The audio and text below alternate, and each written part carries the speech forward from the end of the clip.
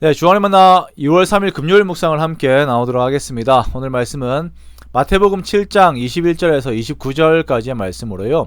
반석 위에 세운 집이라고 하는 제목으로 함께 묵상을 나오도록 하겠습니다. 오늘 본문은 예수 그리스도의 이름을 부르는 자는 그에 합당하게 그의 말씀을 행하는 삶을 살아야 할 것에 대해 말씀하시면서 말만 있고 행함이 빠지기 쉬운 우리들의 삶에 교훈을 더하여 주고 있습니다. 그리스도인의 삶이 어려운 이유는 주님께서 요구하시는 기준점이 상당히 높기 때문입니다.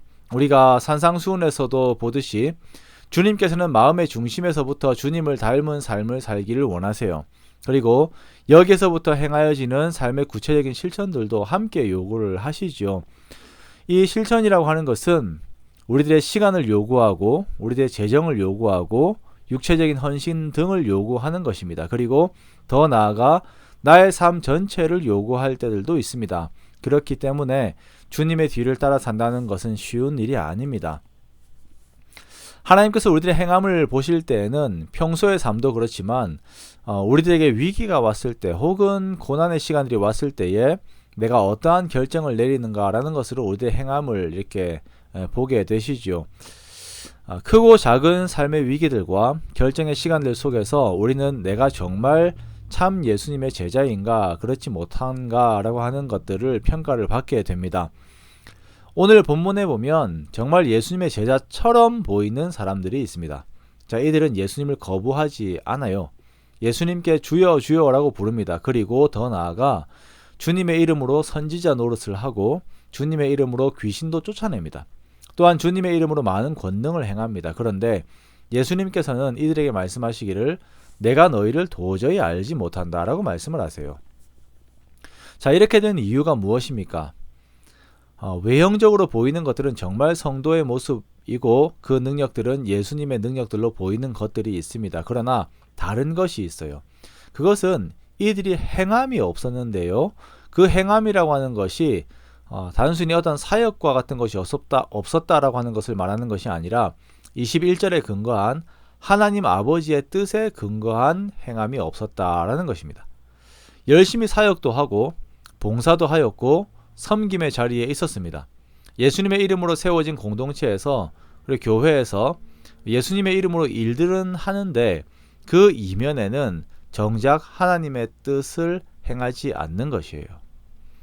자, 하나님의 뜻으로 행하지 않았다라고 하는 것은 곧 그 상황 가운데서 자신의 의지대로 자신들이 원하는 대로의 일들을 만들고 진행을 하였다라고 하는 의미가 되는 것입니다.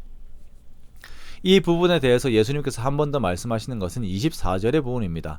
누구든지 나의 이 말을 듣고 행하는 자는 그 집을 반석 위에 지은 지혜로운 사람 같으리니 라고 말씀하세요. 자, 중요한 부분은 여기입니다. 예수님의 말씀을 듣고 행하는 것입니다. 주님의 말씀을 듣고 그 말씀 앞에서 나를 부인하지 않고 나를 죽이지 않고 그 말씀의 뒤를 따르지 않으면서 예수님을 주님이라고 부르는 이 모든 것은 외식이고 주님을 기만하는 것이죠. 23절에서 보면 선지자 노릇을 하고 귀신을 쫓고 권능을 행한 모든 것이 오히려 불법을 행한 것으로 판결을 받게 됩니다.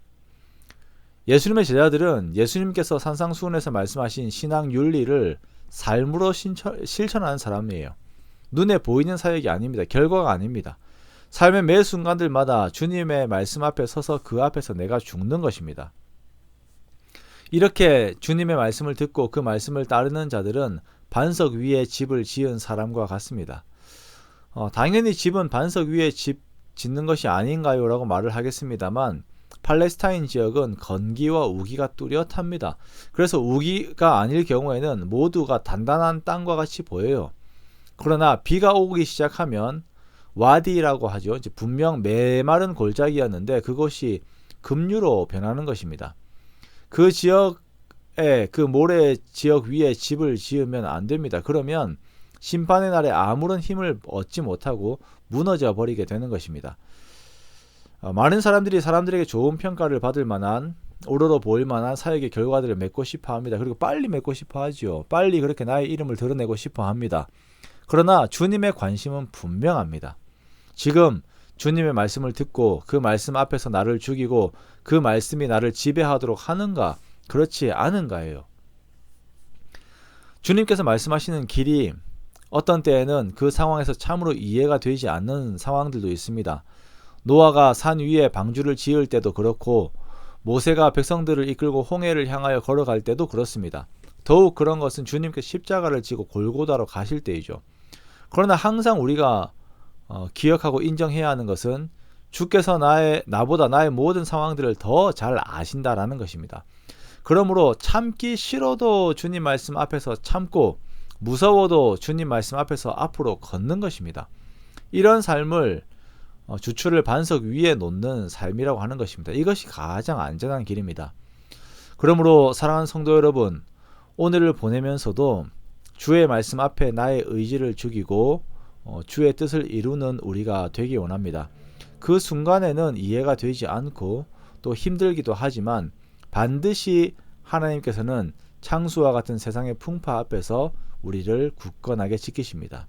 그래서 그러한 지키심의 은혜, 주의 함께 하심의 은혜가 저와 여러분에게 항상 함께 하시기를 주님의 이름으로 축원합니다.